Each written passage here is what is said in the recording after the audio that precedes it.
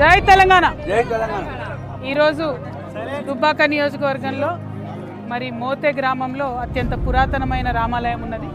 ఆ రామాలయాన్ని దర్శించుకొని రామాలయంలో కొత్తగా ఏర్పాటు చేసినటువంటి తెలంగాణ రక్షణ సేన జెండాను కండువాను స్వామివారి దగ్గర ఉంచి పూజ చేయించుకొని వారి ఆశీర్వాదాన్ని కోరడానికి ఇక్కడ రావడం జరిగింది.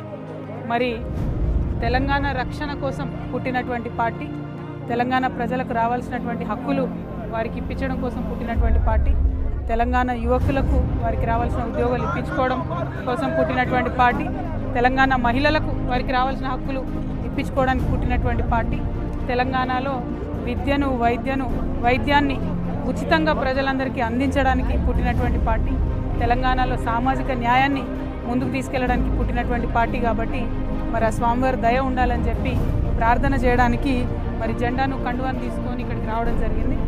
రాములవారి దయ వల్ల మరి తెలంగాణ రాష్ట్రం సుభిక్షంగా ఉండాలి.